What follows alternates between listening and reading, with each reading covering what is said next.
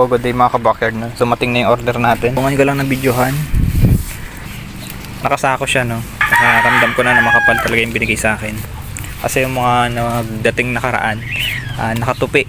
So ibig sabihin manipis, kaya nilang tupin. So ito makapal, kaya nakarilo lang. Check natin.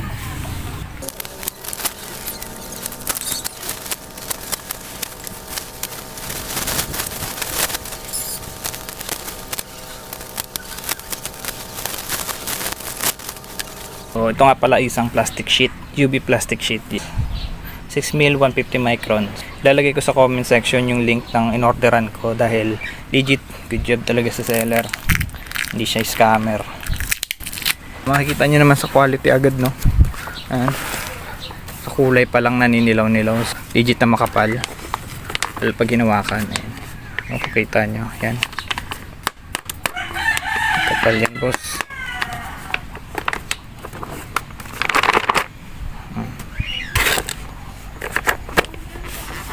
Makapal siya.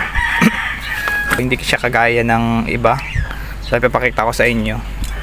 Kabit natin yun siya dito. Ayan, man naka-install ako. So na-vlog ko na rin yan. Manipis. Saka napunit. Sobra talaga. Ayan. Orat na.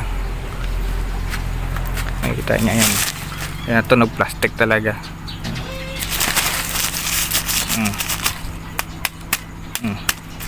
Nipis. So yan ang difference nila, no? Pero parehas ang pangalan na to ng ibang seller.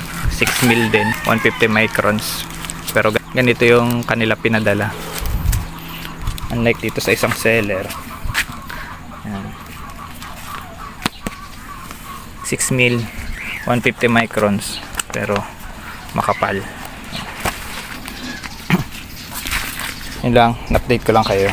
Bye.